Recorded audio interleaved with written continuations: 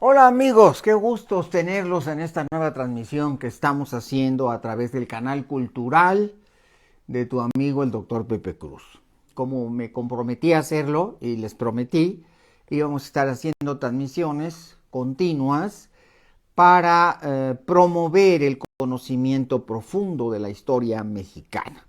Todo esto auspiciado por la Universidad Doctor Emilio Cárdenas, el CUDEC, que está promoviendo la celebración de los 700 años de la fundación de la Ciudad de México, que ocurrió en el año 1325 de la era común y que en el año 2025 cumplirá 700 años de su fundación.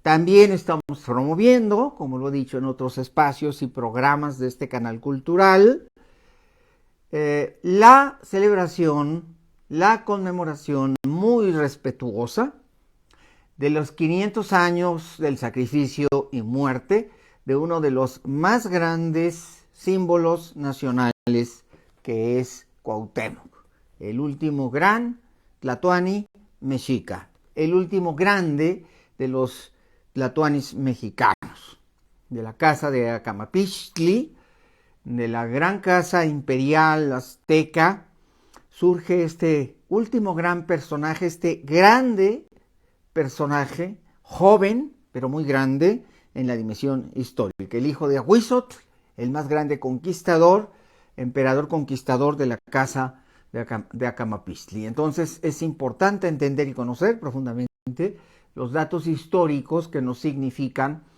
y que se extienden en esta conmemoración de ambas fechas. Repito, dos fechas importantes. Justamente en el mismo año, en el año 2025, vamos a conmemorar los 700 años de la fundación de la Ciudad de México, en su primer periodo llamada Tenochtitlan, y los 500 años de la muerte del último gran señor de la casa Pistli, el último del linaje de Tizoc, del linaje de Chimalpopoca, del linaje de Ahuizotl, de Moctezuma el Huicamina y de Moctezuma Xocoyotzin, es decir, el último de los grandes del linaje de el fundador Tenoch, del creador y fundador de la Ciudad de México y del Imperio Azteca y de la nación mexicana, porque nos seguimos llamando mexicanos, que fue el nombre que nos dio la historia y que fue el nombre que se dieron a sí mismos los mexicas y que se dieron a sí mismos en el momento de la fundación, en el año 1325. ¿Y quiénes somos? Somos los mexicas. ¿Y por qué lo somos? Porque nuestro gran Dios, el Señor, aquel por quien se vive, Huitzilopochtli, recuerden ustedes que la palabra Huitzilopochtli quiere decir, el Huitzi es esa ave tan significativa y tan mexicana, esa ave que nos significa, nos representa por su bello canto, por su significado, por su simbolismo, y que es el ave más significativa para los aztecas, el colibrí. Y esta ave, el colibrí, la palabra Huitzilopochtli quiere decir el colibrí zurdo, colibrí zurdo. El colibrí que tiene el talento y la capacidad de manejar la mano izquierda. Para los aztecas y el mundo en general, Tenochca Mexica, el mundo prehispánico, el zurdo es un hombre sobredotado, es una mujer sobredotada. El zurdo es excepcional, porque la mayoría de los seres humanos tenemos la habilidad de la mano y la capacidad diestra. De 10 niños que nacen, 9 son niños diestros. Pero por cada 10 niños que nacen y que son diestros, nace uno que tiene la habilidad, esas capacidades, estas movilidades, pero en la mano opuesta, en la mano izquierda. Esto hace que los zurdos sean seres para el mundo mexica, para el mundo prehispánico, sobrenaturales, sobredotados, elegidos, significativos, es decir, es por eso el nombre de el colibrí zurdo. el que tiene las habilidades finas de manejar el movimiento de la mano izquierda, el que tiene las habilidades de manejar aquello que está solamente reservado para unos cuantos y que lo hace excepcional, lo hace diferente y lo hace mejor. Entonces es esa concepción de Huitzilopochtli. Y ese dios, el dios que traía en la peregrinación a los aztecas, tenía otra cualidad que era el nombre secreto, un segundo nombre secreto. Y ese segundo nombre secreto no se lo revelaba a todos. En su peregrinación, en su viaje, el dios hablaba desde una bolsa de cuero. Recordemos que hay una fecha mítica para la salida de Aztlán, que según el gran arqueólogo mexicano don Wigberto Jiménez Moreno, es el año 1116 de la era común. Es decir, en el año 1116 de la era común, los aztecas salieron de Aztlán, del lugar de las garzas, y se dirigieron a la búsqueda del lugar donde había que fundar la ciudad y el imperio, y el futuro de esta nación, de este pueblo. Pero el Dios los acompaña en su viaje. El Dios va con ellos. Y como va con ellos, los acompaña en un sentido metafórico, en un sentido místico, en un sentido poético. Entonces llevan los huesos de este guía tutelar, los huesos de este Dios viviente. Es un Dios que vivió, es un Dios encarnado, tal vez sea un rey, un antiguo personaje de linaje que vivió y que murió, y entonces sus huesos, en lugar de tirarlos, en lugar de dejarlos sepultados, en lugar de incinerarlos o cremarlos, los huesos quedan en una bolsa de cuero. Y es portentoso, es prodigioso. Desde esos huesos en la bolsa de cuero, los huesos van hablando, son huesos parlantes. Y entonces Tenoch, que es el elegido de Huitzilopochtli para guiar a los mexicas durante estos 200, 300 años, es posible que Tenoch no haya sido una sola persona, sino que él es el nombre de un líder o de un jefe de comunidad. Entonces este Tenoch va cambiando de generación en generación. Probablemente al primer Tenoch le sucedió un segundo o un tercero o un cuarto. Esto no lo sabemos con certeza. Es una especulación de algunos historiadores. Pero este Tenoch es el guía, el que va a la vanguardia, el que marca el camino, el que señala. Entonces cuando salen todas las tribus chichimecas, nahuas o teochichimecas de ese lugar que se llama Aztlán, el lugar de las garzas, se dice que este lugar tal vez pudiera estar en la costa de Nayarit. Hay algunos historiadores que han señalado que fue en la costa de Nayarit, quizá por ahí donde el río Santiago, Lerma, Santiago, se adentra y va al mar. Recuerden que ustedes que el río Lerma Santiago nace en Toluca. Y luego ese río, que nace en Lerma, precisamente en la ciudad de Lerma o en el municipio de Lerma, baja y va hacia el Bajío, corre con rumbo al norte y llega a el estado de Guanajuato. Y da la vuelta a ese río y finalmente de Guanajuato se adentra hacia Michoacán y Jalisco. Y al entrar a Jalisco forma o funda o establece el lago de Chapala. Pero luego del otro lado del lago de Chapala, el río continúa y toma el nombre de Santiago, que los españoles le dieron este nombre, y continúa a través de las barrancas y a través de las tierras bajas hasta el estado de Nayarit. Y luego finalmente va formando lagunas y el río termina desembocando en el Océano Pacífico. Este es el curso del río Lerma-Santiago. Se dice que de ese lugar, que ahí estaría Aztlán mítico, no sabemos, no es muy claro si esto es verdad, pero en algún lugar del norte o del noroeste estaba Aztlán. También hay otro lugar mítico que es Chicomostoc. A veces los dos lugares se confunden, como si fuera el mismo, o a lo mejor era un lugar que tenía cavernas y que tenía garzas. Pero lo importante es entender que los aztecas vienen en esa peregrinación o en esa migración, porque no es una peregrinación, pero sí es una migración, guiados por estos huesos que hablan, pero no todo el mundo los oye. Estos huesos hablan, pero hablan a los guías, hablan a Tenoch, si es que es un Tenoch o muchos Tenoch. Si dice Wigberto Jiménez Moreno, bueno, los aztecas salen de Aztlán en el año 1116 y llegan al Valle de México y fundan a Tenochtitlan en el año 1325. Esa es la fecha tradicional, también es una aproximación.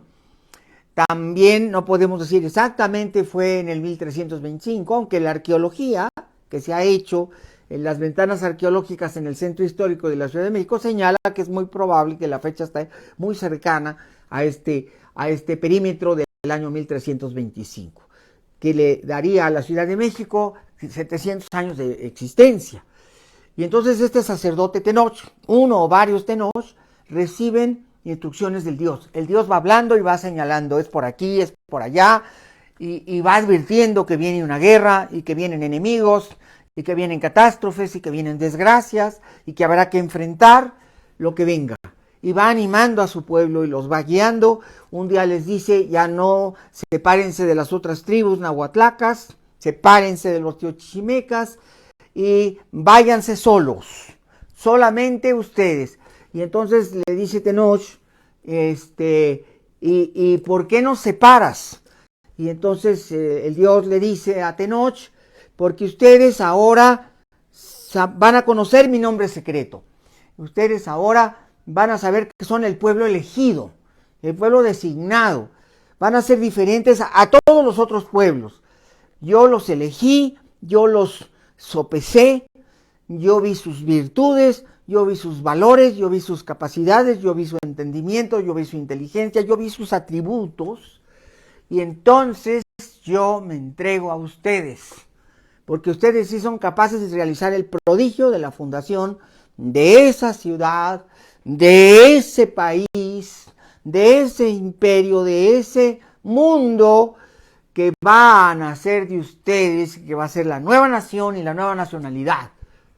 Y entonces Tenoch queda muy afectado, muy comprometido, muy conmovido, porque le dice el Dios, sepárense, ya no los quiero revueltos con los otros que vienen y que son nahuas y que también hablan la lengua náhuatl.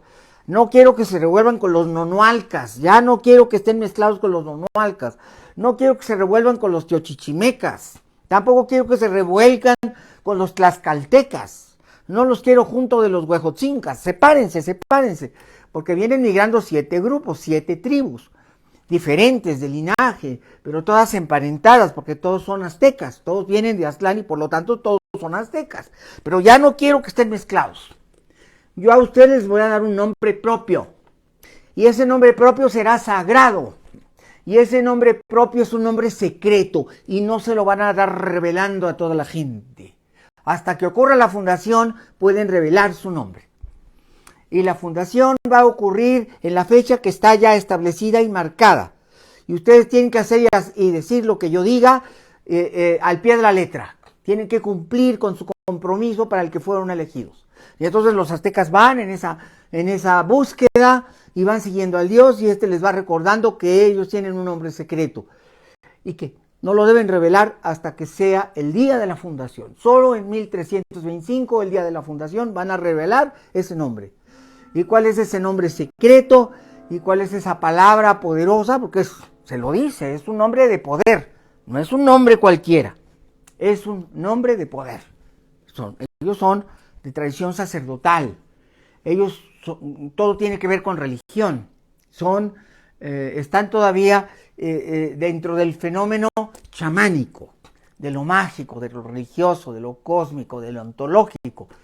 Ellos a todo le dan interpretación simbólica, que el viento, que el agua, ellos adoran a su deidad representada en los 4 rumbos, el norte, el sur, el este o el oeste, en los elementos, en el agua, en la tierra, en el fuego, en el aire. Y estas religiones arcaicas, que son ontológicamente cósmicas, que tienen mucho que vincularse con las fuerzas de la naturaleza y con simbolismos de las fuerzas de la naturaleza y con tiempo sagrado y espacio sagrado. El tiempo sagrado en Mesoamérica son 404 y 40 son los tiempos sagrados. Tienen que ver con la profunda religión mexica, tenochca, azteca. Hay un punto de origen y un punto de destino.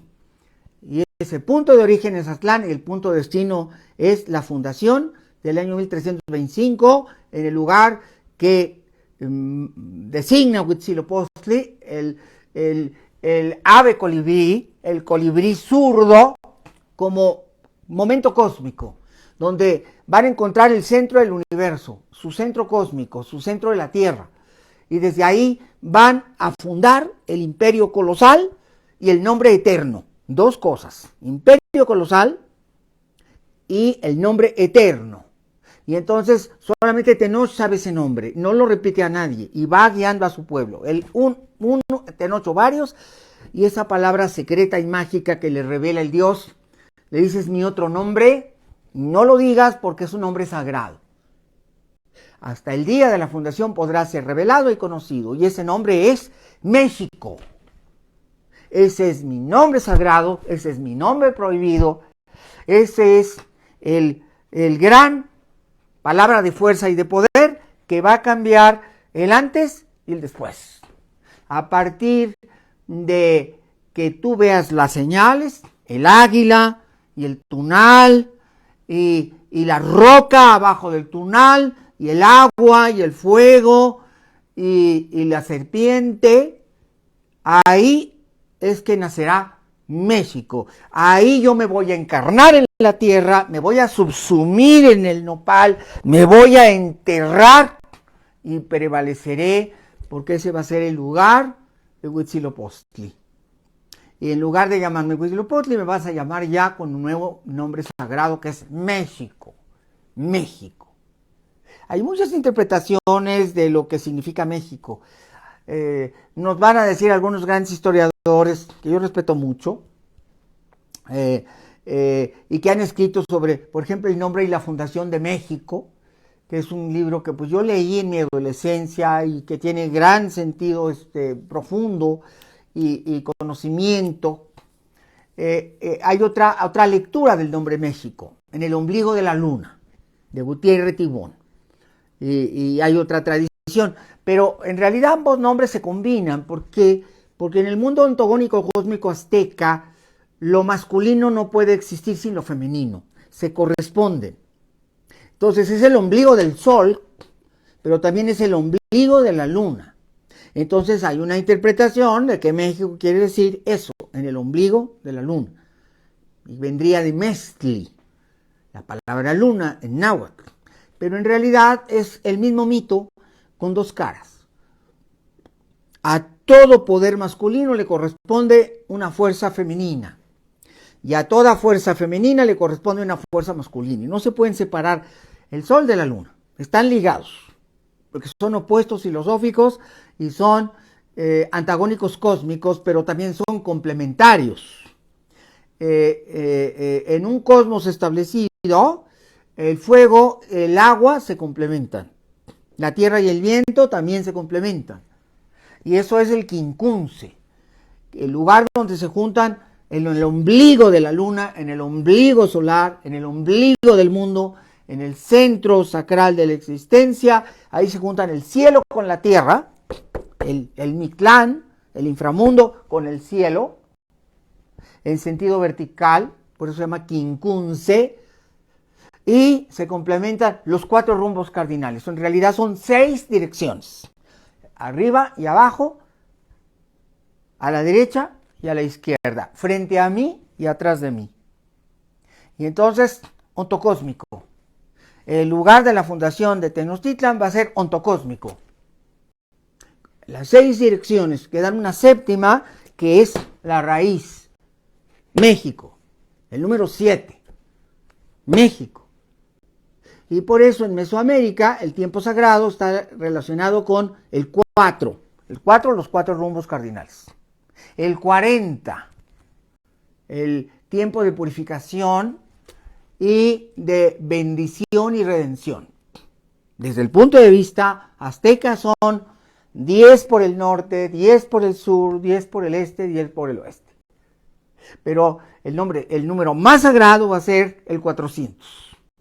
Por eso en el mito cósmico donde Huitzilopochtli tiene que luchar contra Coyolxauhqui, eso no lo quiero explicar aquí, eso lo quiero explicar en Templo Mayor y teniendo frente a nosotros la escultura que se descubrió en 1978 y que es la escultura de Coyolxauhqui que fue puesta ahí en la escalerilla del gran templo de Coatepec, de la gran montaña sagrada que representa el Templo Mayor, el cerro de Coatepec, el cerro de la serpiente, el pico de la serpiente. Coatl es serpiente, Tepetl es montaña, la montaña cósmica, la montaña de la serpiente. Sí, porque el Templo Mayor es en realidad, Tenoch ordena que ahí donde pone el águila y pone el tunal y pone la piedra con la que está el tunal y abajo el agua, para que estén los 4 elementos, y el viento, que es el águila, o sea, la tierra, el agua, el fuego y el aire.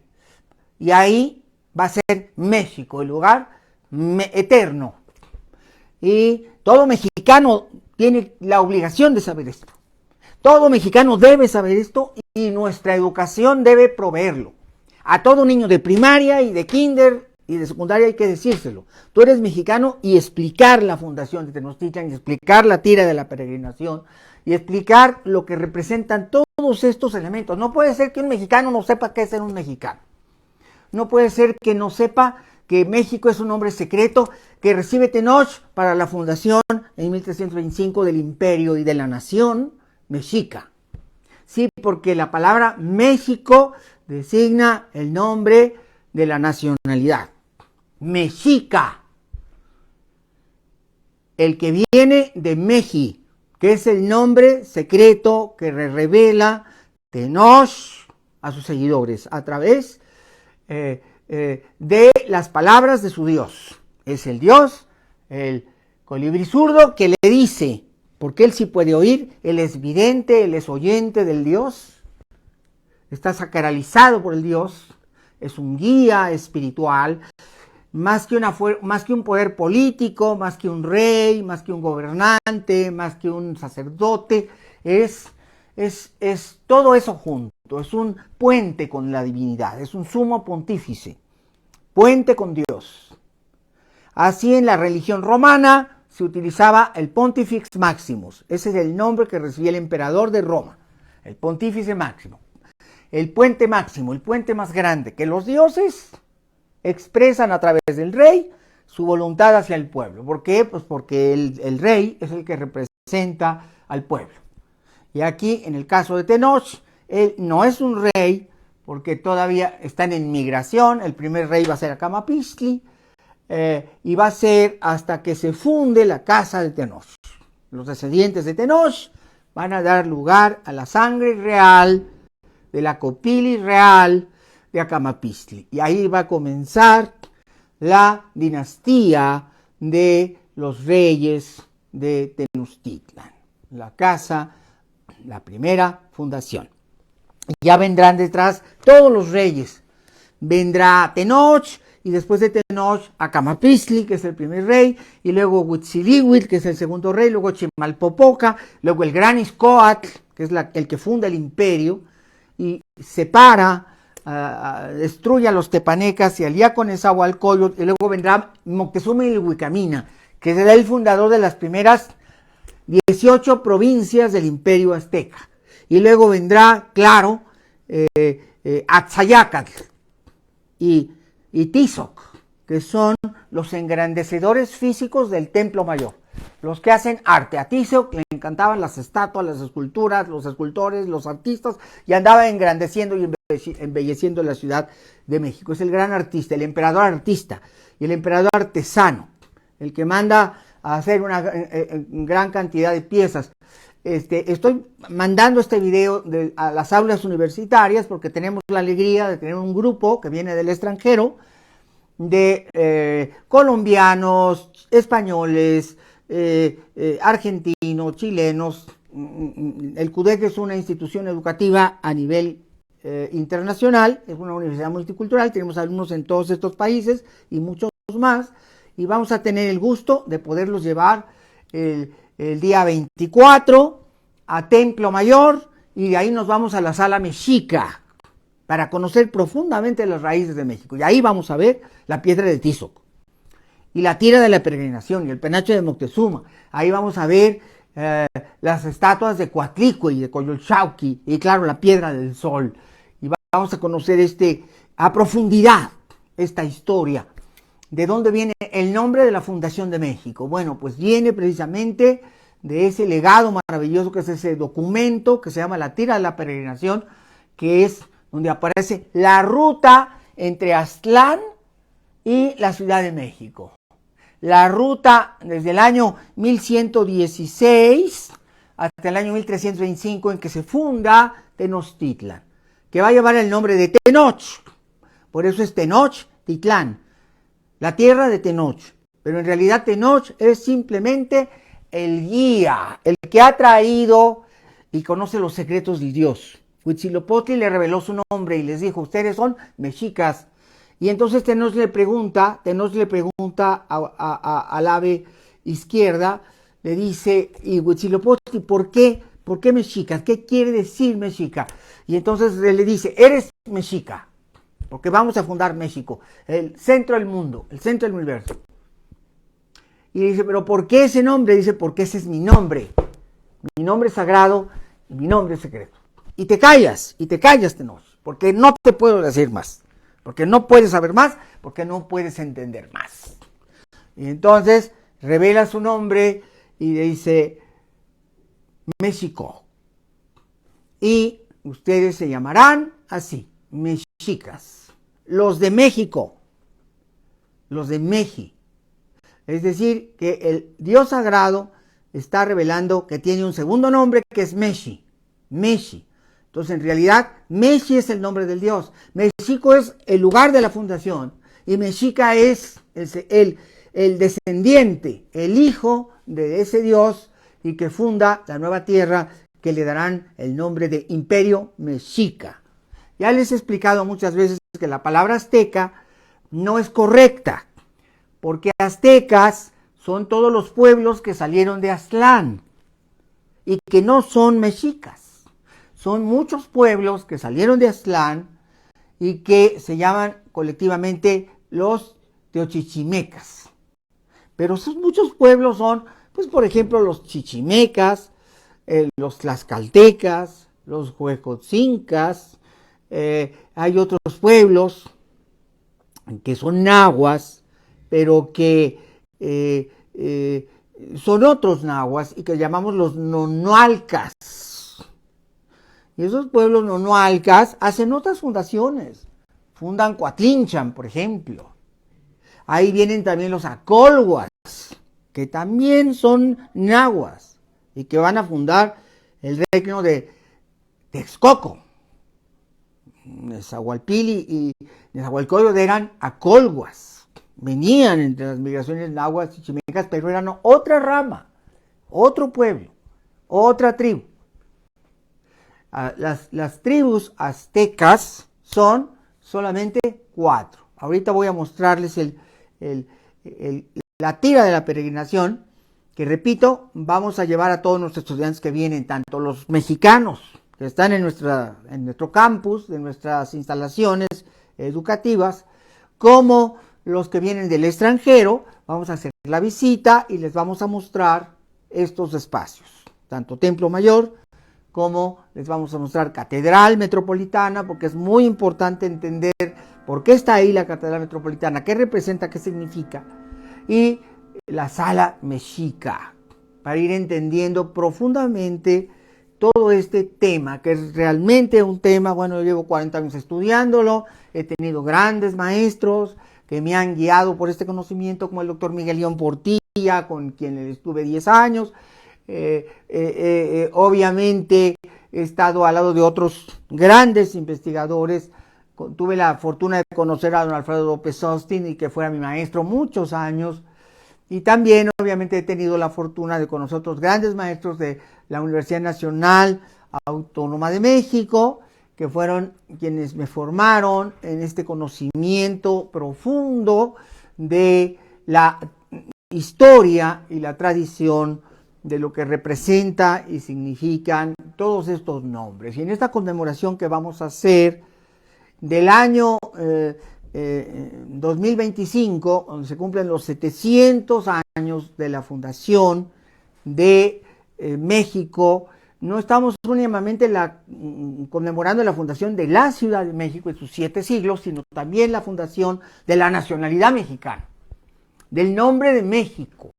Son muchos elementos que debemos dimensionar realmente para entender este proceso de origen, porque hoy llegamos y vemos la bandera mexicana. Bueno, aquí ya tengo muchas. Y extendemos la bandera y vemos el verde, el blanco y el rojo, y vemos ahí el águila parada sobre el tunal. Y esa águila está devorando, dizque una serpiente. Y yo me pregunto, ¿y será una serpiente de verdad? Que en el mito original no hay tal serpiente. Eso no lo sabían, ¿verdad? Pues es importante que lo sepan. No hay serpiente, es que no hay serpiente. La serpiente en realidad es los dos opuestos cósmicos. El agua y el fuego. Ese es ya les iré explicando. Lo que vemos en los grandes códices, como el de Durán, es que lo que está devorando el agua en realidad es una Xiucoatl, serpiente de fuego. Y una Acatl, Coatl, serpiente de fuego y serpiente de agua. Ya les cambié la historia. ¿Pero por qué? Bueno, muy sencillo, porque tienen que estar los 4 elementos: agua, fuego, tierra. Agua y fuego es su opuesto. Tierra y aire es su opuesto. Entonces, en realidad, es una fundación ontocósmica. El árbol sagrado, el árbol de la vida, es el nopal. El ave colibrí es, obviamente, Huitzilopochtli, y Meji, es Meji. Y luego está el tunal sobre la piedra, y la piedra es la tierra. Y abajo de la piedra, ¿qué hay? Agua. Entonces, ahí están los elementos cósmicos. El águila representa el aire. Ahí está el agua representada, y la tierra, la piedra, y el vegetal sagrado, el vegetal verde, el árbol de la vida, el tunal, las tunas rojas, corazones palpitantes. Eso va a tener otra interpretación para el sacrificio. Cuando hablemos ya de los sacrificios de sangre que tienen que hacer a su dios los aztecas, mexicas, ellos llevan unas espinotas largas de magueyes y entierran en su pene y atraviesan su pene con las espinas para sangrar.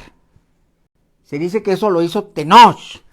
Vio el águila, vio el nopal, vio el islote, el agua, la tierra, la piedra, y se acercó, sacó la espina, atravesó su pene y sangró para sacralizar el lugar. Porque los aztecas creen que el dolor sublima, el dolor extremo sublima, purifica ante el Dios. Y con la sangre de Tenoch quedó la tierra santificada. Cuando Tenoch atravesó su pene y hizo sangrar y sufrió dolor, aulló de dolor, imagínense los dolores cómo van a ser aullantes. En ese momento sacralizó el lugar y santificó la tierra y nació México. En ese momento cósmico de gestación brotó México. Como un niño que nace con dolor de su madre y dando de aullidos la madre, de gritos desesperados por el dolor que siente porque va a parir. Así parió la tierra y así parió Tenoch a México. Y ese rito se repetirá. Es un rito muy antiguo, no es un rito de los aztecas, de todas las culturas de Mesoamérica. Los grandes reyes mayas pues tenían que sagrarse su pene para sacralizar en las grandes fechas. Y todos los pueblos de Mesoamérica tenían ese rito sagrado del sangramiento del pene para sacralizar.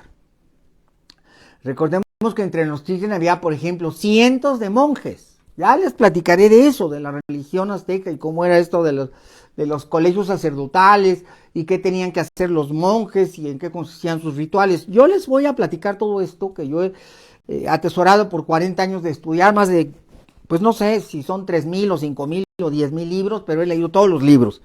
Y los he leído por esa necesidad voraz de saber y de conocer de los orígenes. Y es mi pasión desde que era niño, de 7 años yo tenía esta pasión.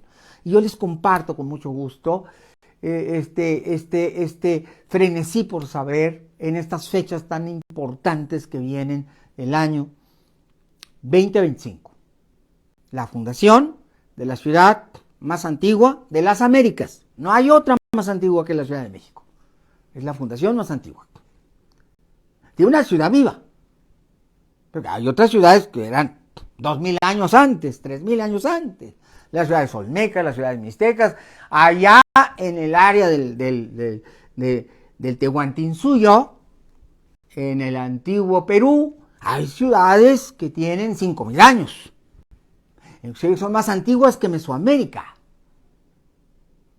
Yo he estado en Perú haciendo muchos estudios, yendo muchas veces a Lima, iba a Lima como pasar a la acera de enfrente y me perdía en el Museo de la Nación en Lima, porque es un mundo maravilloso como Mesoamérica. El Perú y su sucesión de más de 30 culturas cronológicamente es algo muy parecido a Mesoamérica, hasta llegar a Cusco y al último de los imperios, que es el imperio incaico, los incas. Pero antes de los incas hay tantas culturas y civilizaciones como las que tiene Mesoamérica, con prodigiosos desarrollos culturales, con impresionantes desarrollos. Ahí está, por ejemplo, Chan Chan, Chavín de Huántar y otros sitios mucho más antiguos. Pero es una historia muy paralela a Mesoamérica. Así como en Mesoamérica comenzamos con los olmecas en el año 1800, 1850, 1900, antes de nuestra era. Es decir, estamos hablando de hace 4,000 años. Lo mismo nos sucede en el Perú. Pero pues Lima es una ciudad moderna, muy cercana en tiempo. ¿Qué decir de las ciudades de Norteamérica? Pues todas las ciudades de Estados Unidos tienen las más viejas 300 años. La fundación de Nueva York pues, corresponde al siglo XVII. Y las fundaciones de otras áreas del continente pues son ciudades nuevas, todas las del Caribe. Las ciudades como La Habana, o como Santo Domingo, o Caracas, o Bogotá, son ciudades nuevas. Ciudades que tienen 300, 400 años, 450, las más antiguas, como las de la Española y las de la Isla Juana, que es el nombre antiguo de la isla de Cuba, pues vienen de 1500 para acá. Es decir, después de la llegada de Colón en 492. Pero ya para entonces Tenochtitlan era la gran capital del imperio mexica. Entonces estamos hablando de una fundación de una ciudad viva que tiene 700 años y es la única del continente americano que tiene 700 años continuos de ocupación, de población, de vida latente. Y por eso es tan importante este tema y entender que es la ciudad más antigua de América. Y este es el título que debe tener la Ciudad de México, la ciudad más antigua de América. La única ciudad de América que tiene 700 años. Claro, no nos podemos comparar con Europa. Pues, ¿cuánto tiene Atenas? Atenas se fundó en el año 900 antes de Cristo. Pues entonces casi va a cumplir 3,000 años. Obviamente Roma, pues son desde el año 670 antes de Cristo. Rómulo y Remo pues, son esos personajes. Entonces son una ciudad de 2,600 años de antigüedad, ciudades muy antiguas. Las ciudades europeas son ciudades que pueden tener 3,000 años. Londinium, pues la fundaron los Julio César llegó en el 46 y estableció la primera penetración del Imperio Romano en las Islas Británicas. Después se fue Julio César y no pasó nada hasta que llegó Claudio en el 44, pero ya después de Cristo, 80 años después, y fundó Londinium. Y Claudio ya convierte a Gran Bretaña en una provincia romana. Entonces, las grandes ciudades de Europa, como París, como Londres, son ciudades que fueron fundadas dentro del Imperio Romano. Por lo tanto, son muy antiguas. Tienen 2000 años. Pero las ciudades americanas son ciudades nuevas. No es el caso de China, por ejemplo, que tiene ciudades del año 2000 antes de Cristo, fundaciones continuas, Nankín, por ejemplo, y otras muchas grandes capitales. O India, que tuvo a Mohenjo-Daro y Harappa en el año 2500 antes de Cristo. Las culturas de Dilmun, las civilizaciones del Indo, son obviamente tiempos vastísimos. Una ciudad de 4500 años, claro, pero Harappa ya está deshabitada, es una zona arqueológica, y Mohenjo-Daro también. Y bueno, ahí están finalmente las de Mesopotamia y Egipto, que serán las más antiguas de todas, porque las fundaciones egipcias pues, son del año 3000 antes de Cristo. Es cuando nace Narmer, la paleta de Narmer, y es cuando se funda en el delta del Nilo, se hacen las primeras fundaciones, y ahí nacerá Memphis y la zona de el entorno de Memphis, que van a ser los grandes desarrollos arqueológicos de las pirámides de la tercera, cuarta y quinta y sexta dinastías. Lugares que todos son prodigiosos. Desde la pirámide escalonada de Saqqara, que es la más antigua, tercera dinastía, y luego la cuarta dinastía, los grandes desarrollos de Keops, Khefren y Mykerinos, las tres pirámides de Giza, y luego vendrán las de Abusir y Babur Roash, dinastía quinta, dinastía sexta. Estamos hablando de mucho tiempo, estamos hablando de 5000 años. Esa zona del delta del Nilo tiene 5000 años de historia continua. El Cairo es el heredero de Memphis.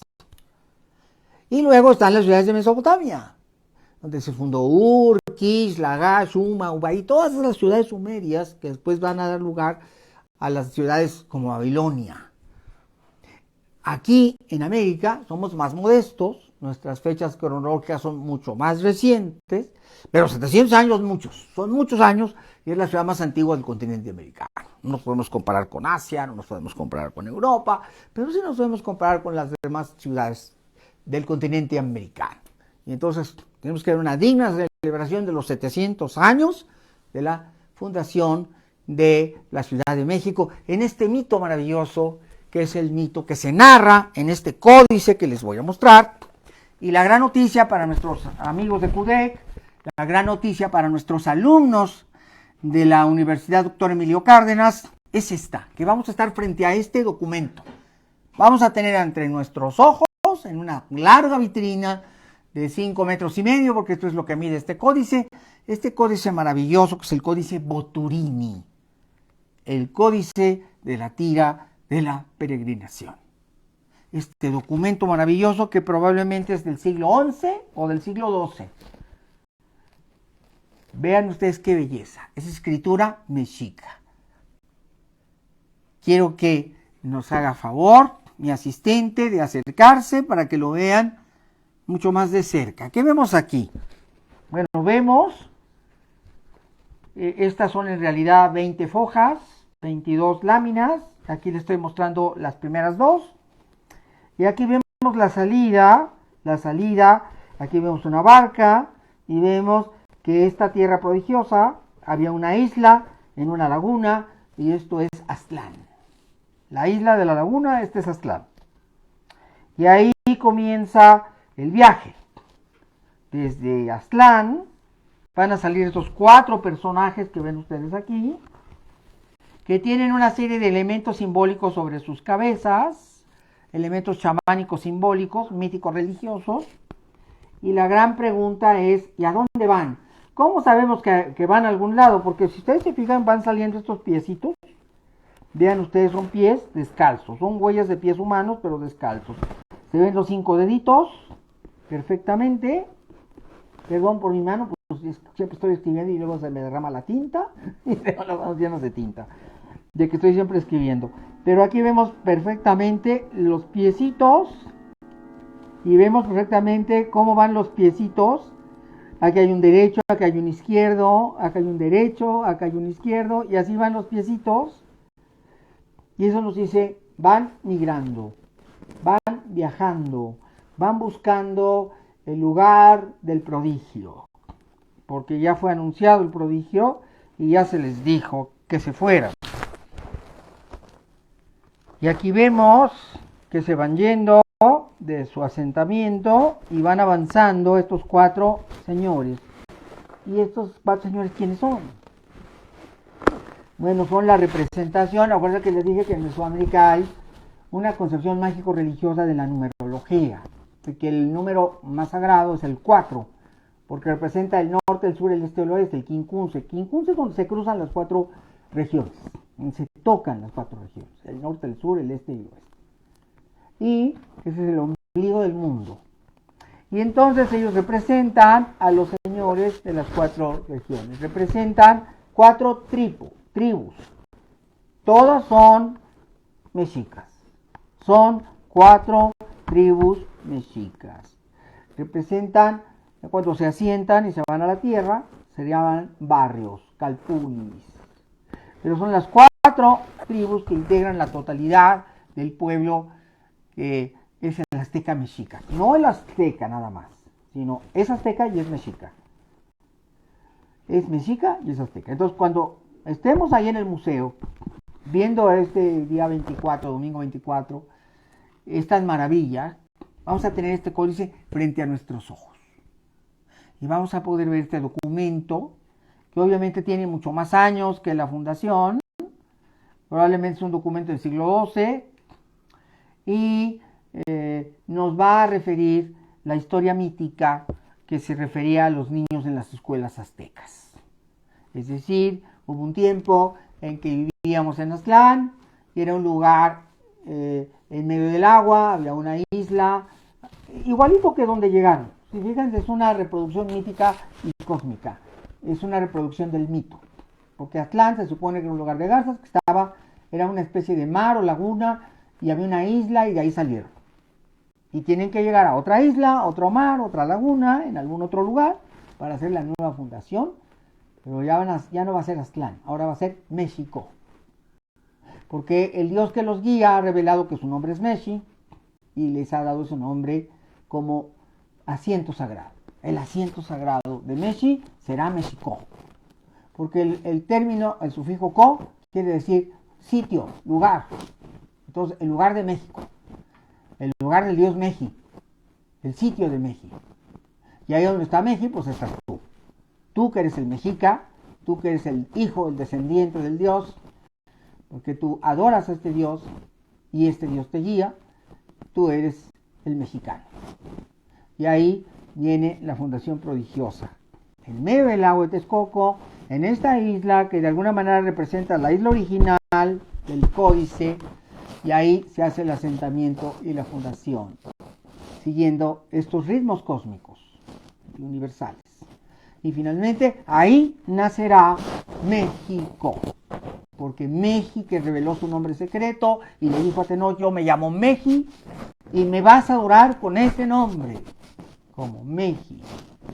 Y entonces ocurre esta extraordinaria historia mítica y legendaria de la fundación.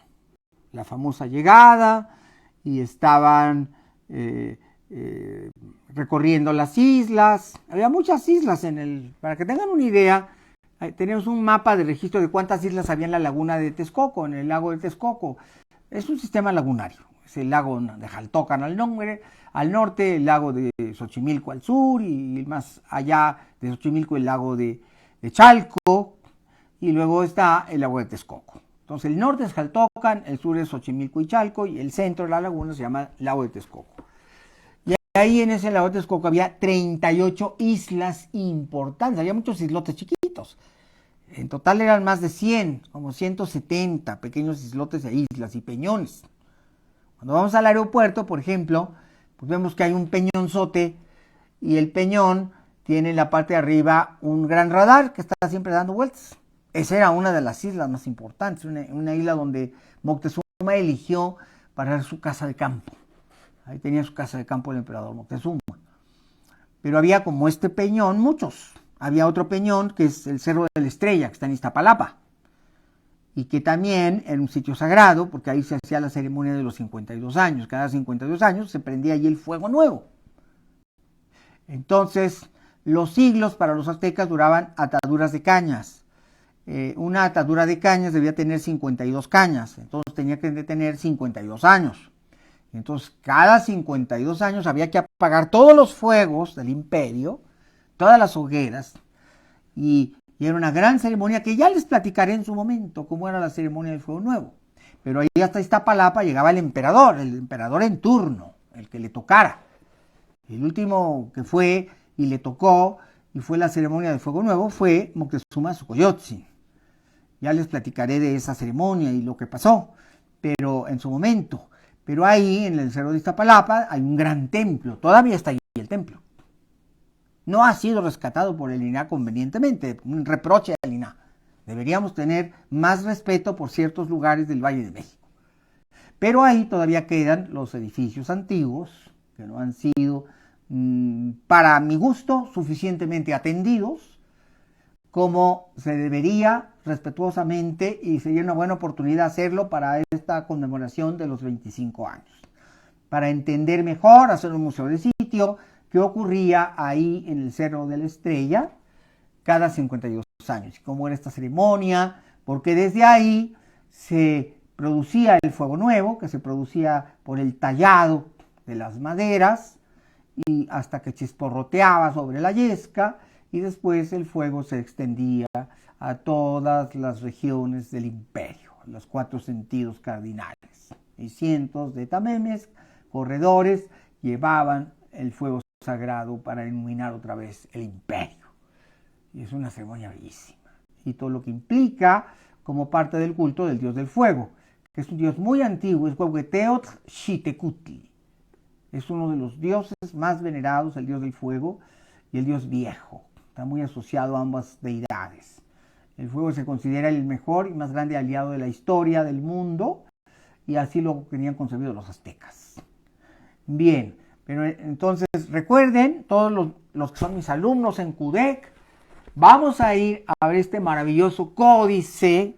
Todos los alumnos de la universidad, pónganse las pilas, vayan haciendo sus preguntas, prepárense para que hagan muy buenas preguntas ese día que estemos en la sala mexica y estemos frente a la vitrina del Museo de Antropología y podamos ver esta maravilla, que es el Códice de la Tierra de la Peregrinación, que por suerte, por fortuna y por destino lo tenemos en nuestro Museo Nacional de Antropología.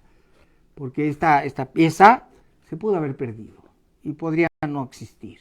Pero don Lorenzo Boturini, este extraordinario italiano, por ahí me olió el interés, me muero de la risa de las cosas que ponen en internet, que la Wikipedia es como una vacilada, de cada 10 cosas que digan, duden de 8. Entonces, es como una broma. Pero don Lorenzo Boturini, que es uno de los más grandes procreadores de la cultura mexicana, él nació en 1702 y vino a México, y él tuvo una experiencia, yo diría una experiencia religiosa con la Virgen de Guadalupe. Él se enamoró de la Virgen de Guadalupe, pero desde que estaba en España. Es una historia muy bonita, la historia de Lorenzo. No se los voy a platicar toda, porque sería hacer un programa nomás de él. Pero sí puedo decirles cómo rescató este documento. Don Lorenzo Boturini es un hombre peculiar. Él nace en un área muy pobre de Italia, se va a educar a Milán, pero era un hombre de conocimiento y pronto prospera y logra trabajar para el gobierno. Primero para el gobierno de Austria, para los Habsburgo, que tienen el control del norte de Italia en aquellos tiempos. Austria era la potencia que controlaba pues, el norte de Italia. Y se hace funcionario de gobierno, sale de la miseria, se convierte en un hombre muy culto, muy inteligente, va a ser un gran historiador, va a ser un extraordinario anticuario, va a ser un hombre de conocimiento que siempre tuvo los más dignos pensamientos. Todo el mundo se está acordando de la parada del metro que se llama Boturini, ¿verdad? Pues sí, es por don Lorenzo Boturini, precisamente. Y entonces don Lorenzo Boturini se enamora de México, a partir de conoce a un mexicano que le platica muchas cosas de México. Va a España y ahí conoce a un descendiente del emperador, una descendiente del emperador Moctezuma, y él ya está enamorado de México, quiere conocer a México, sabe que hubo un imperio legendario, se enamora de la historia. Creo que la historia es muy bella, la historia de México es muy bella. A Boturini, que era un hombre muy religioso, le cuentan que hubo una virgen que había nacido en el Tepeyac, la había mostrado a Juan Diego. Eso lo cautivó. Él era guadalupano, pero un guadalupano que nunca había visitado México. Y entonces tiene la idea de venir a conocer a la Virgen del Tepeyac, porque es un hombre religioso, pero además quiere conocer acerca del imperio, de los aztecas, de la historia de México. Y entonces esta emperatriz, esta mujer descendiente, esta condesa que desciende del emperador Moctezuma, le dice, yo tengo derechos de la corona española porque cuando conquistaron a México, el gobierno español me dejó a mí una pensión, a todos los herederos del emperador, ya habían pasado 200 años, pero se les daba una pensión. Entonces yo tengo que ir a México a reclamar mi pensión, porque soy heredera directa del emperador Moctezuma. Yo desciendo de la casa real de Moctezuma. Entonces la condesa le da el encargo, le da unas cartas donde ella se identifica y reclama su derecho. Y entonces cuando viene a México, Boturini viene con la sana intención de ayudar a esta condesa que desciende de Moctezuma para que pueda reclamar allá en España su pensión. Pero tiene que hacer el trámite aquí, ante los virreyes de México, porque es en la Caja Real de México donde ese dinero debe ser cobrado. Y entonces viene con esta buena intención.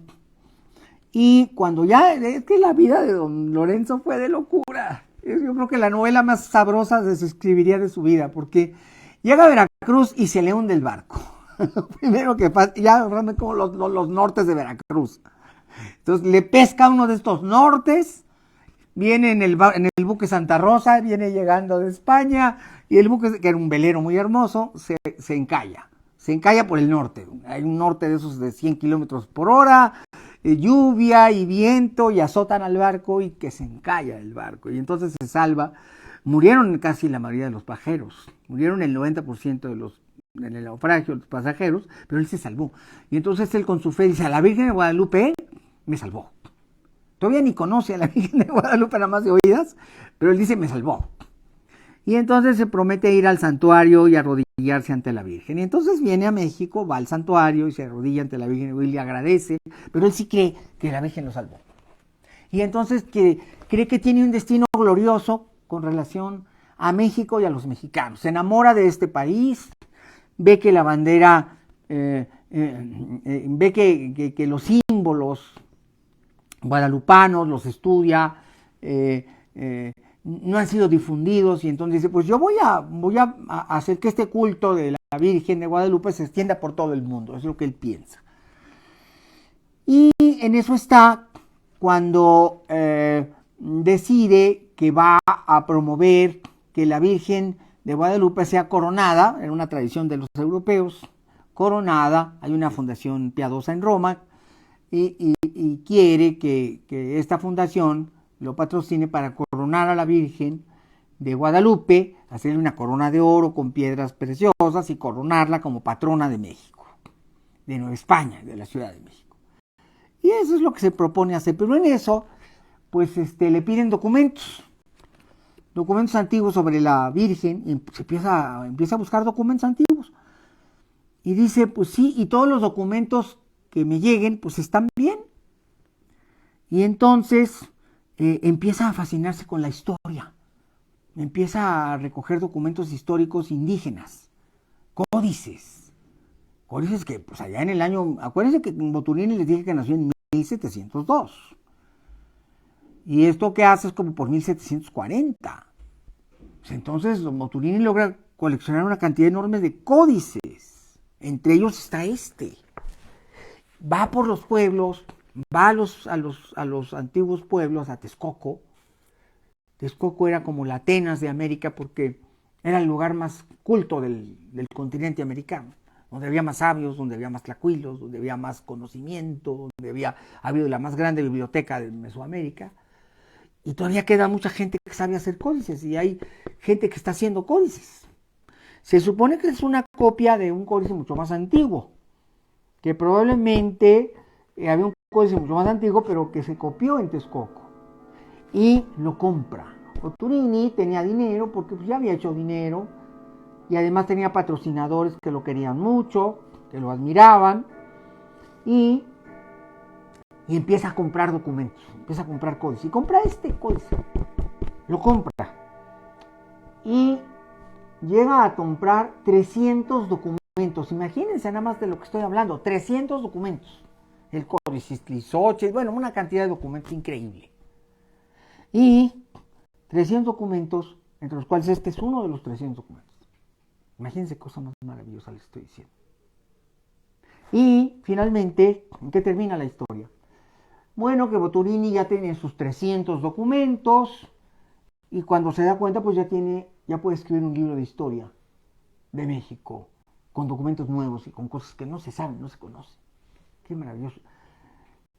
Y en esas está, cuando nunca deja el destino de Boturini es como de terror, él está promoviendo lo de la Virgen de Guadalupe, pero llega un nuevo virrey a México y no le cae bien al virrey. Y no le cae bien porque Boturini, de alguna manera, don Lorenzo Boturini era extranjero, no era español, era italiano. Y entonces despertaba mucho celo. Y el virrey que llegó era don Pedro Cebrián Agustín Conde de Fuenclara. Y este virrey, cuando se enteró que andaba por todos los pueblos de México, donde Nueva España, buscando documentos, se enojó mucho. Y luego empezó a investigarlo y vio que no traía la licencia que tenía que haber sacado en Sevilla, una licencia para hacer eso y para pasar a Nueva España, y no había hecho sus trámites. Y entonces dice, de ahí lo voy a agarrar y lo manda a apresar. Y lo manda a la cárcel. Fíjense, un hombre tan bueno, tan inteligente, tan prudente, tan maravilloso, tan positivo, un sabio, y lo manda a la cárcel. Y lo mete en la cárcel 10 meses. Y le abren causa y le abren proceso. Y no estaba haciendo nada malo. Si uno me estaba recogiendo documentos antiguos como este. Y el virrey se ensañó con él. Sí, porque el juez le da la libertad. Y el virrey dice, bueno, ya le dieron la libertad aquí los jueces de aquí, los justicias de aquí, pero ahora yo lo voy a mandar prender y lo voy a mandar a España para que lo juzguen allá. Imagínense este hombre maravilloso con sus 300 documentos y entonces comete la villanía más grande de la historia de México. Le dice el virrey, y te vas a Sevilla y te vas a Cádiz, vas a ir a Sevilla a ser juzgado. Te voy a mandar a Cádiz preso y después te llevarán a Sevilla para que te juzguen allá ante el poder real y el Consejo de Indias y te voy a quitar todos tus documentos. Imagínense lo que sintió don Lorenzo Boturini, que ha pasado años y años y años y años con sus documentos. Lloraba el hombre de manera inclara, con una Magdalena, porque él sabía que ya no iba a haber en vida ninguno de sus documentos. Lloraron sus lágrimas amargas sobre estos papeles maravillosos. Pero a él le debemos tener este documento. Por eso es que exaltar la figura de don Lorenzo Boturini. Porque él y su celo y su empeño y su afán de conocimiento nos dio este regalo.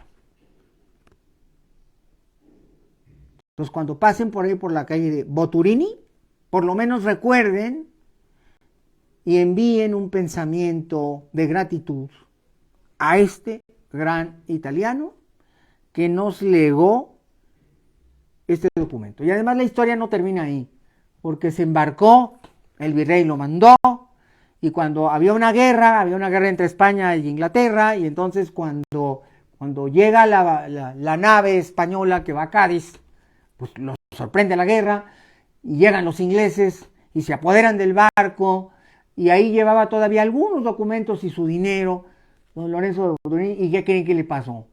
No, pues que los ingleses, que también eran bastante buenos para la rapiña, le quitaron todas sus maletas, toda su ropa, todo ese equipaje. Dicen que había logrado llevar algunas cuantas piececitas por ahí de arte prehispánico que iban con él, papeles muy queridos, porque tenía amistades que le habían dotado de algo de dinero y tenía amistades que le habían dado, en su desgracia, algunos regalos.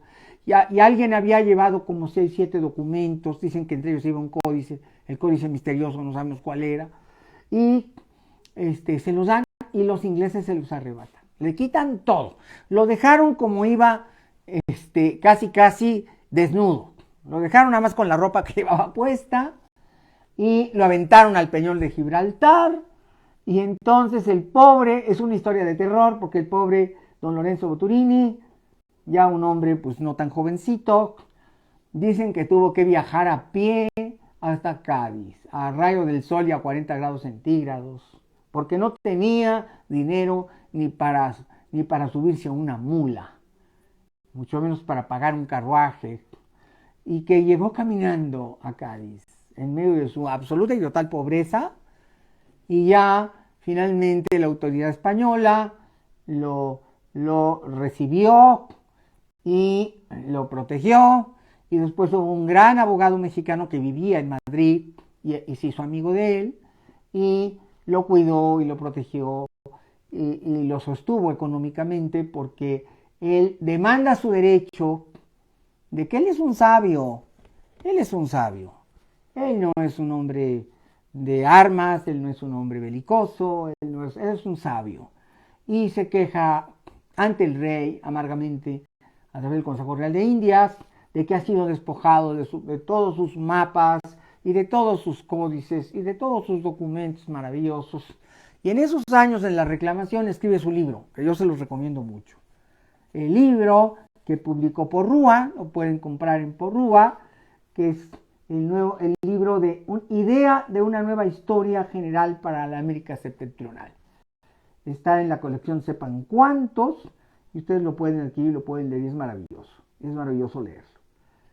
Ese era el tamaño de la grandeza de don Lorenzo Boturini. El libro todavía se compra en cualquier buena librería y leemos ahí precisamente maravillosamente, se goza la literatura de don Lorenzo, es exquisita, cómo él está enamorado de México, cómo él está enamorado de su historia, cómo está enamorado de... Y nos cuenta una idea maravillosa, con datos completamente nuevos. Y bueno, ¿qué pasó después?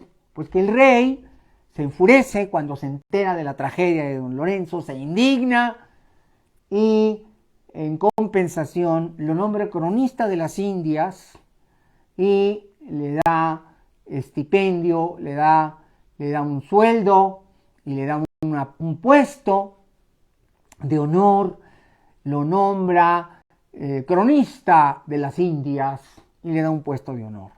Desgraciadamente la burocracia española era tan terrible como la mexicana o peor, y para cobrar su sueldo le habían pasado 4 años y todavía no le pagaban ni un sueldo al pobre don Lorenzo, y en eso se murió, porque murió muy joven, murió de 53 años, ya nunca pudo cobrar ni el primero de sus sueldos, murió en la absoluta miseria, don Lorenzo, pero el rey ordenó que todos sus documentos se le restituyeran. Tampoco lo pudo ver porque, pues desgraciadamente,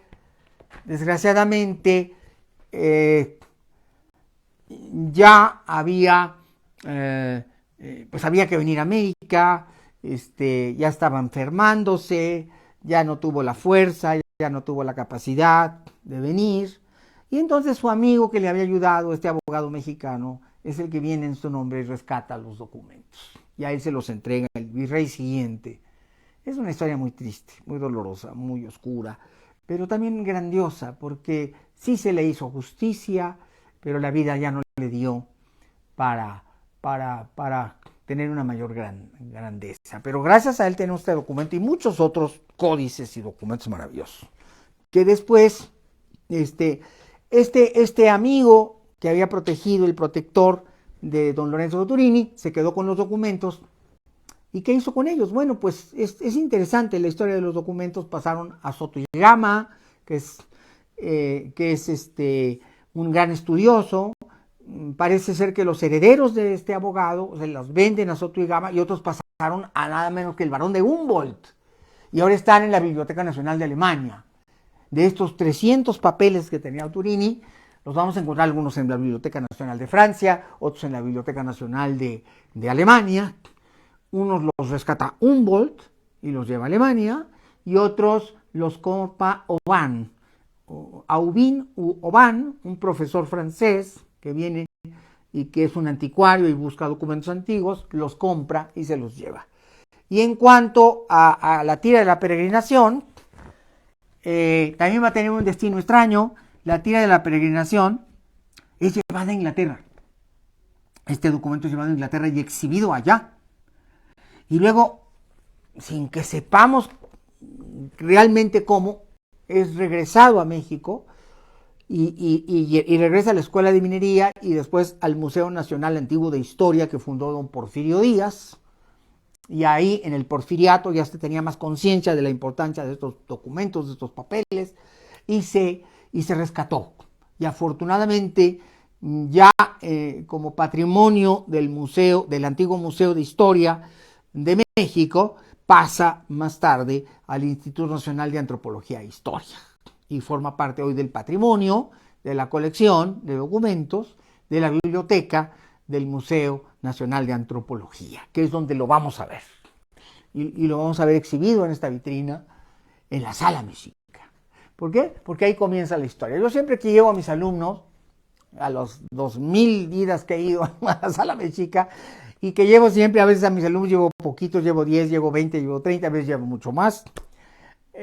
Siempre les explico la Sala Mexica partiendo de la vitrina, de la imagen, de la tira de la peregrinación.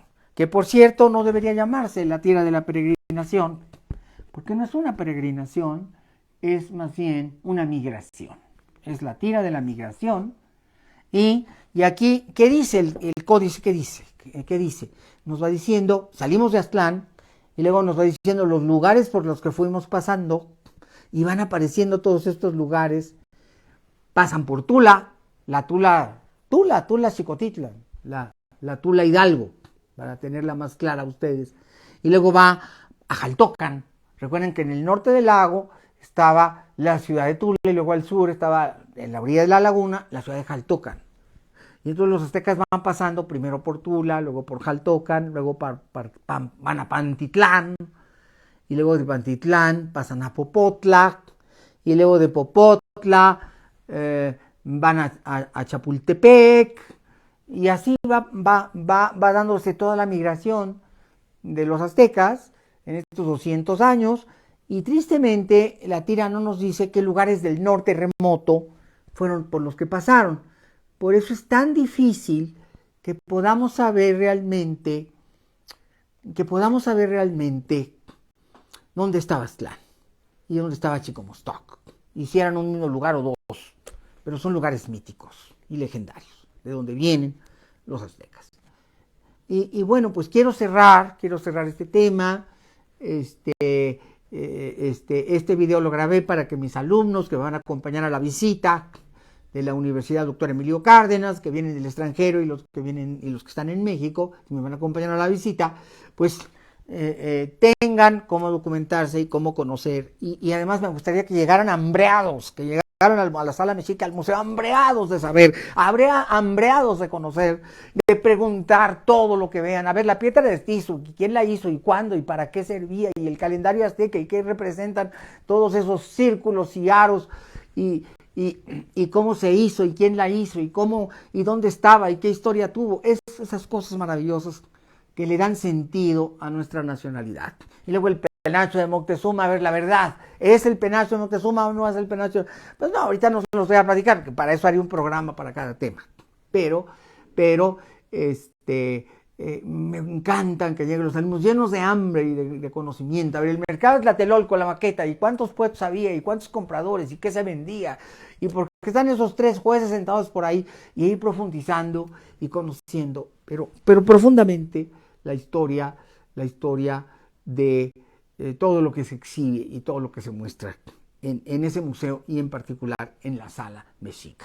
O sea, no es que tenga una sala preferida, todas me encantan, y a todas voy, y en todas disfruto, pero claro, esta sala está muy ligada a nuestra nacionalidad, y el nombre lo dice todo.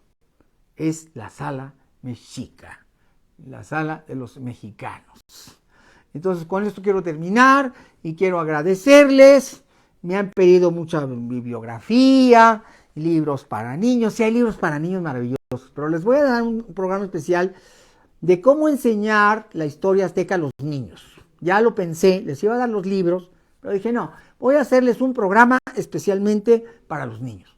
Y les voy a decir, este es el libro que deben leer los niños para entender la historia mexica, iluminar y aprenderse los nombres de los dioses, de las ciudades, de las provincias del Imperio Azteca.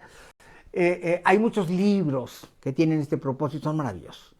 Y con mucho gusto lo voy a hacer, para que ustedes puedan iniciar a sus hijos, sobrinos, parientes, amigos, pero niños, en el conocimiento de la historia mexicana, el conocimiento de la historia nacional, el conocimiento de qué representa y qué significa la palabra México, la palabra mexica, qué representa, qué significa la palabra azteca, qué representa, qué significa la palabra mexicano. Cada palabra tiene su connotación y un significado diferente. Pero recuerden, nunca olviden que el águila parada sobre el nopal representa a México. México. Porque es el momento en que el Dios revelado, que es el Dios Huitzilopochtli, el colibrí zurdo, le ha dicho a Tenoch, mi nombre secreto es Meshi, y me habréis de adorar con un nuevo nombre. En esa tierra nueva que yo es promesa mía que ha de ser el lugar de su asiento. Donde esté el ombligo del mundo, ahí va a estar la capital del imperio y la ciudad nueva, la ciudad de Tenoch, Tenochtitlan. Todo esto es algo que todo mexicano debe conocer al pie de la letra, a pie juntillas, con absoluta profundidad, y tener libros y documentarse, y si no, métanse a internet. A pesar de que Wikipedia es muy escaso, tiene lo básico y nos puede ayudar. Lo importante es que tengamos la intención de saber, el deseo de saber, la pasión por conocer y alimentar nuestro conocimiento profundo de este nacimiento de hace 700 años que vamos a conmemorar en el año 2025 y que lo vamos a conmemorar como año de fundación de los 700 años, 7 siglos de la Ciudad de México. Así es que, amigos, gracias por estar aquí en este canal cultural. Recomienden el canal y suscríbanse al canal. Son varios canales. Tengo el canal de Pepe Cruz, el canal de Dr. Pepe Cruz, pero luego tenemos los dos canales CUDEC y el canal de Historia CUDEC. Entonces, inscríbanse a todos los canales de Pepe Cruz y síganme en estas transmisiones, que vamos a tratar de que sean lo más diarias que se pueda. Si un día no se puede, pues no se pudo, pero vamos a tratar de hacer una transmisión diaria. Lo importante es que logremos el objetivo de conmemorar los 500 años de la muerte de Cuauhtémoc, el gran Cuauhtémoc, y la celebración de los 700 años de la fundación de la ciudad más antigua del continente americano, y que es la Ciudad de México. Y que todos lo sepamos, y que sea un orgullo nacional, y que a todos nos promueva, nos inflame el corazón, y nos dé sentimiento de pertenencia y de satisfacción el habitar la ciudad más antigua del continente americano. Es la Roma de las Américas, es la Ciudad de México, sí, porque la ciudad de Roma pues, es la ciudad antigua de Europa, es la ciudad luz, es la ciudad gloriosa de las antiguas glorias de Occidente, donde nace la civilización romana, y ahora pues es todavía un símbolo de eternidad. Por eso se le dice la ciudad eterna, y de cultura, y de arte, y de conocimiento. Bueno, pues es el equivalente en este continente, es la Ciudad de México. Así es que, amigos, gracias. Sintonicen mis canales y mi Facebook Live, donde que transmitimos, y pronto estaremos también en Instagram y en TikTok haciendo materiales y trabajos para ustedes. Y gracias, amigos, gracias a la Universidad Dr. Emilio Cárdenas, que me patrocina a mí y me apoya a mí en este esfuerzo por hacer la difusión de la mexicanidad, y la Universidad Dr. Emilio Cárdenas es la cuna y la meca de la mexicanidad en nuestro país. Es una universidad que se ha propuesto promover la mexicanidad americanidad con conciencia y con conocimiento profundo del significado y simbolismo y la raíz que tiene nuestra identidad nacional. Amigos, me despido agradeciendo y prometiendo otros programas que vienen. Me han pedido mucho el programa de que explique el tesoro de Moctezuma y cómo era el oro y cuánto era, y lo voy a hacer. Ya les he dicho que sí y no voy a dejar de hacerlo. Y otros temas que me han pedido la explicación del calendario azteca o Piedra del Sol, claro que lo voy a hacer, y todo lo que me han pedido poco a poco va a ir saliendo y vamos acumulando programas y vamos ampliando el conocimiento, y claro, después tendremos visitas guiadas que no serán solamente para alumnos, exclusivamente para alumnos del CUDEC, sino que podremos abrir a otros espacios, a otras universidades, a otras escuelas y al público en general. Pero sintonicen, recuerden mi Facebook Live, y mis canales, el canal el Dr. Pepe Cruz, el canal del Dr. Pepe Cruz, el canal de CUDEC Historia y también el canal de CUDEC Psicología. Y tenemos una plataforma de recomendaciones de libros que pronto va a salir, la vamos a sacar en Instagram y en TikTok y también en un canal de YouTube. Amigos, muchas gracias y muy buenas noches. Hasta la próxima emisión.